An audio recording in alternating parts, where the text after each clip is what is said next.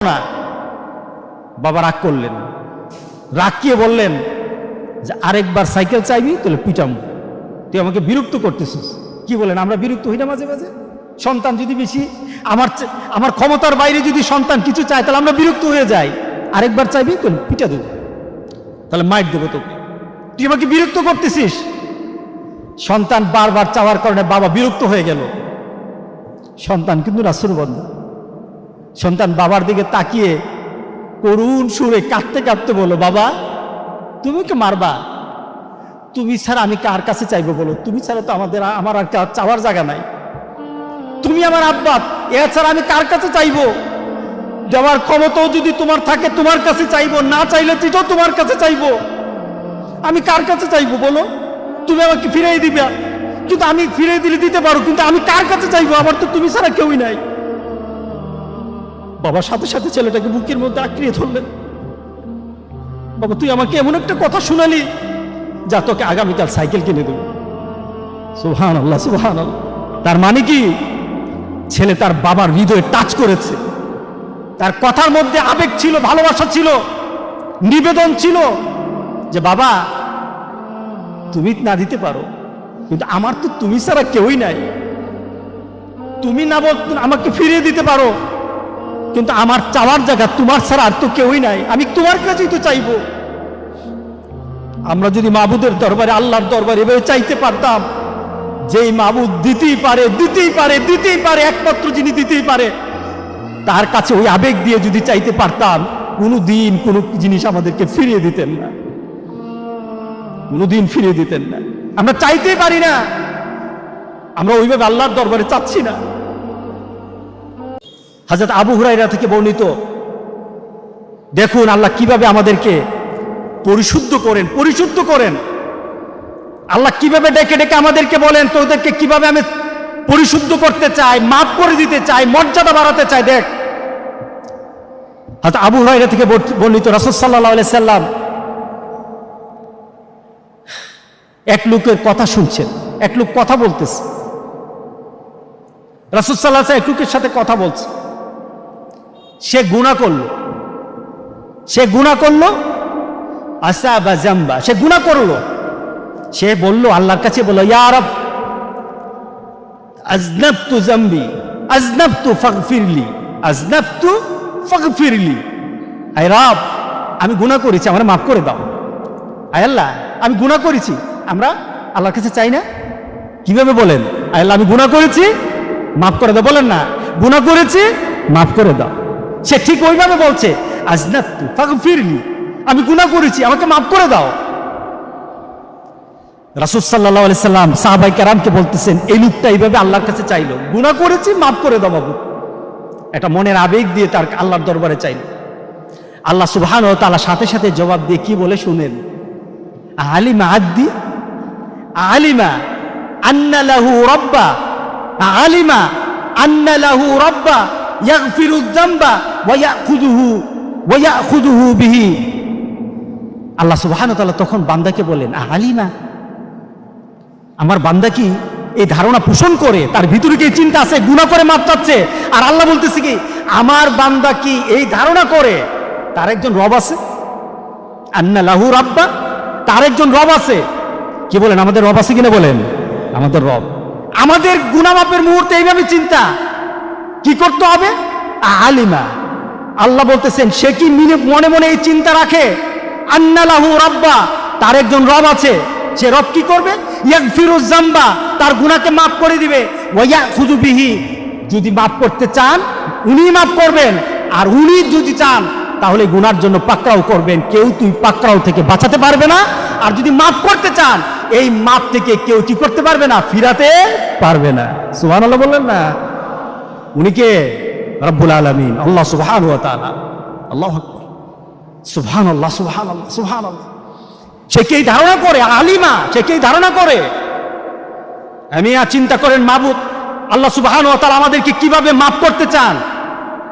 এরপরে আল্লাহ সুবহানাহু ওয়া তাআলা বলেন, বান্দা যখন আমার কাছে চাইছে আর ভিতরে ভিতরে এই চিন্তা রেখেছে যে আমি তাকে মাফ করব, আমি তাকে শাস্তি দেব, তবে মাবুদ আমি সবচাইতে ভালোবাসি মানুষকে মাফ করে দেওয়া। আমার শান হলো মাফ করে দেওয়া। রাহমাতি, আমার রহমতকে, আমার মাগফিরাতকে গজবের উপর আমি সবসময় প্রাধান্য দিই। আমি মানুষকে শাস্তি দিতে আমি ভালোবাসি না। আমার ভালোবাসা হলো আমার বান্দাকে রহমত দিয়ে মাফ করে দেওয়া। সাবাকাত রাহমাতি আলা গাদাবি, আমার রহমতকে আমি গজবের উপর প্রাধান্য দেই। আমি সাথে সাথে আমার বান্দাকে বলি গফিরতু লাহু, গফিরতু লিআবদি, গফিরতু লিআবদি, গফিরতু লিআবদি। বান্দা তোরে মাফ করে দিলাম, বান্দা তোরে মাফ করে দিলাম, তোরে মাফ করে দিলাম বান্দা। সে আবার দুনিয়ার কাজে মত্ত হয়ে যায়। চলতে চলতে চলতে চলতে এক পর্যায়ে আবার সে গুনাহ করা আরম্ভ করে, সে আবার গুনাহ করতে থাকে।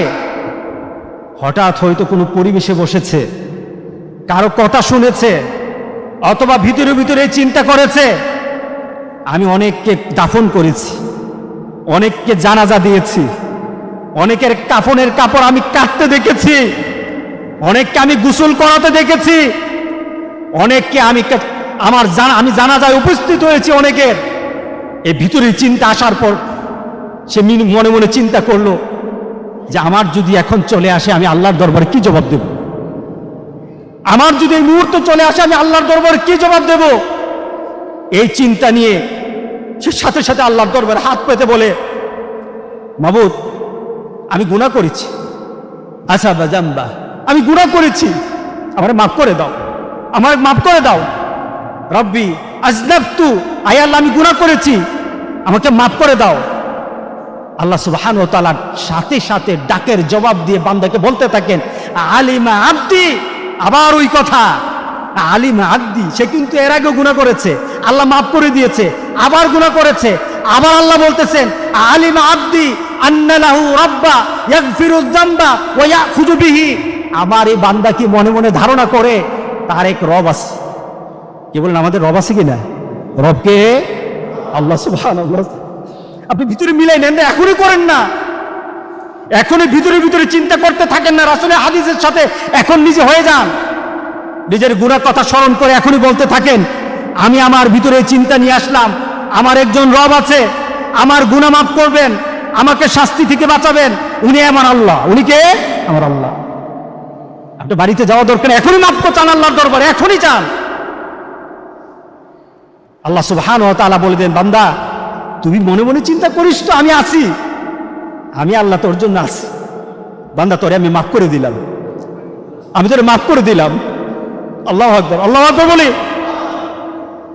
গফিরতু লিআবদি, আমি আমার বান্দারে মাফ করে দিলাম, বান্দারে মাফ করে দিলাম। আল্লাহ সুবহানাহু ওয়া তাআলা তাকে মাফ করে দেন। কিন্তু সে আবার দুনিয়ার কাজের মধ্যে মিশে যায়, পরিবেশে আবার হাঁটতে আরম্ভ করে, সবার সাথে যখন এক হয়ে যায় আবার গুনাহ করে ফেলে। কি বলেন আমাদের চরিত্রটাই মন না, ঠিক না? মসজিদে আসলে মনে হয় মনে মনে এই চিন্তা রাখি, মসজিদে বসলে মনে হয় মনে মনে এই চিন্তা করি, 5 ওয়াক্ত নামাজ যারা মসজিদে এসে পড়ে আমরা মনে মনে চিন্তা করি যে আর গুনাহ করব না, আর গুনাহ করব না। কি বলেন ঠিক না? আর গুনাহ করব না। কিন্তু মসজিদ থেকে বের হওয়ার পর ঠিক আবার একটা গুনার মধ্যে আমরা মিশে যাই। আমার ভিতরে আপনার ভিতরে চিন্তা হয়তো চলে আসতে পারে যে এত গুনাহ করেছি, মাবুদ কি মাফ করবেন, রব কি মাফ করবেন? দেখুন হাদিসটা কত সুন্দর, কত সুন্দর হাদিস। আল্লাহ সুবহানাহু ওয়া তাআলা আবার ডাক দিয়ে বলেন সেই বান্দা যখন গুনাহ করতে থাকে এরপরে সে আবার আল্লাহর দরবারে রব্বি আজনাবতু, আয় আমার রব আমি গুনাহ করে ফেলেছি। সে হয়তো চিন্তা করেছে হাসরের ময়দানে আল্লাহর দরবারে দাঁড়াবো, আল্লাহ আমাদের বিচার করবেন, ফয়সালা করবেন।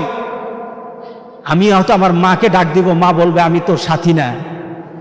বাবাকে ডাকবো, বাবা বলবেন আমি তোর সাথী না। নেতা বলবে আমি তোর সাথী না। বন্ধু বলবে আমি তোর সাথী না। সবাই সেদিন ফিরিয়ে দিবে। আমি সেদিন কিভাবে বাঁচব? আমার একটা পথ আছে, আমার একটা পথ রাসূল সাল্লাল্লাহু আলাইহি ওয়াসাল্লাম জানিয়ে গেছেন।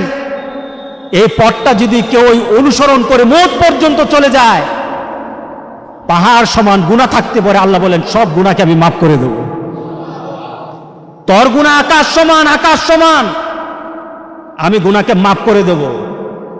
বান্দা গুনার পাহাড় নিয়ে আমার সামনে উপস্থিত হবি, আর তোর কাছে যদি ছোট্ট একটা তওবা থাকে, পাহাড় সমান গুনাহ, আর তোর কাছে একটা নিবেদন, একটা তওবার কথা, একটা তওবার, একটা আল্লাহর দরবারে তওবার নিবেদন যদি তোর কাছে থাকে, আল্লাহ সুবহানাহু ওয়া তাআলা বলেন, বান্দা যত গুনাহ হোক তোরে আমি মাফ করে দেবো, বান্দা তোরে মাফ করে দেবো, যত বড় গুনাহ হোক তোরে মাফ করে দেবো। তওবার দরজা খোলা আছে কিনা? আছে কিনা বলেন? গুনাহ যেমন আছে, গুনাহকে ইরিজ করা, ইরিজ লিখলাম, খাতা ভরা আমার রেকর্ড, রেকর্ডের মধ্যে খারাপই, এই রেকর্ডটা উঠাতে হবে। ছোট ছোট বাচ্চাদের পেন্সিল আছে কিনা? পেন্সিল দেখছেন না? পেন্সিলের মাথায় কি থাকে? এটা রাবার থাকে না? এই রাবারটা দিয়ে কি করে লেখা মুছে ফেলে। আমি মাঝে মাঝে রাবারটার দিকে তাকিয়ে থেকে মনে করি এই রাবারটা হলো আমাদের জন্য তওবা। সুবহানাল্লাহ বললেন না? রাবারটা হলো আমার জন্য তওবা। রাবারটা যেমন বাচ্চা ব্যবহার করে তার লেখাকে মুছে ফেলে, আল্লাহ সুবহানাহু ওয়া তাআলা বলেন, বান্দা তওবা করবি, তোর শিরিক গুনাহ পর্যন্ত আমি তোরে মাফ করে দেবো। বান্দা আল্লাহ এই কথা বলেন না? তোরে না এতবার মাফ করলাম। কি বলেন?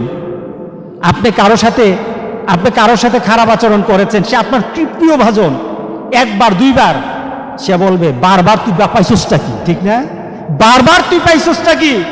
তুই বারবার এই ভুলগুলি করতেছস, আবার আসতেছস, আরেকবার আসবি, তোর খবর আছে। আল্লাহ বলেন, আমার দরবার এই কথা না, আমার দরবার এই কথা না। সুবহানাল্লাহ বলেন না? আমার দরবার গুনাহ করেছিস, চাইবি মাফ করতে থাকবো, চাইবি মাফ করতে থাকবো। আল্লাহু আকবার, আল্লাহু আকবার। আবার আল্লাহ সুবহানাহু ওয়া তাআলা বলেন, আলিমা আব্দি, আমার বান্দা কি মনে মনে, এই বান্দা তোরে কিন্তু আরো কয়েকবার মাফ করেছি, আচ্ছা তোর ভিতর কি এই চিন্তা আছে আমি তোরে মাফ করব, আমি তোকে শাস্তি দেব, তোর একজন রব আছে, রবটা হলো আমি, তোর এই চিন্তা আছে কিনা? বলেন আছে কিনা সবার? তিনি কে? জোরে বলতে হবে, তিনি কে? আমরা কি আল্লাহর দরবারে এভাবে চাইতে পারবো? এখনই চান, এখনই চান, এখনই আল্লাহর দরবারে চান। আপনি এখনই আল্লাহর দরবারে বলে ফেলেন, মাবুদ তুমি আমার রব, আমি তোমার কাছেই চাই। আপনি মনে মনে চান, কেউই জানবে না। জানে কে? জোরে বলেন, জানে কে? আমাদের এখন মনের যে চাহিদা, মনের যে মানসিকতা, এই হাদিস শোনার পর মানসিকতা পরিবর্তন হয় কিনা বলেন তো দেখি? এখন হচ্ছে না? কার কাছে চাইবো বলেন? গুনাহ যত হবে কার কাছে চাইবো বলেন? আল্লাহর কাছে। আল্লাহু আকবার। আল্লাহ ডাক দিয়ে বলেন, তুই কি ভিতরে ভিতরে চিন্তা রাখোস আমি তোরে মাফ করব, আর আমি তোর রব, আর আমি যদি ধরি কেউ তোরে বাঁচাতে পারবে না? কি বলেন? আমরা মনে করি কিনা বলেন? সাথে সাথে আল্লাহ সুবহানাহু ওয়া তাআলা বলেন, বান্দা আমি তোরে মাফ করে দিলাম। গফিরতু লিআবদি। আল্লাহ সুবহানাহু ওয়া তাআলা রাসূল সাল্লাল্লাহু আলাইহি ওয়াসাল্লাম তিনবার এভাবে বলেছেন, তিনবার এভাবে বলেছেন। এরপরে বলেছেন, আল্লাহ এরপরে বান্দাকে ছেড়ে দেন, বান্দাকে ছেড়ে দেন। আমরা আমাদের নিজের গুনাহ খাতাকে, গুনাহগুলিকে মাফ করার জন্য আল্লাহর দরবারে নিজের হৃদয় দিয়ে যদি এইভাবে চাইতে পারি, গুনাহ তো হবেই, গুনাহ হবেই।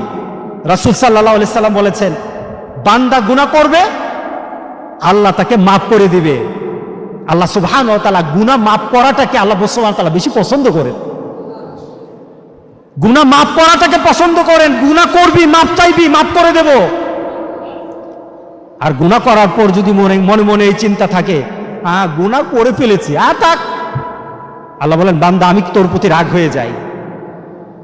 আমার বান্দা তওবাকে ভুলবে না, আর আমার বান্দা যতক্ষণ তওবা করবে আমি তাকে মাফ করতেই থাকবো, মাফ করতেই থাকবো, মাফ করতেই থাকবো।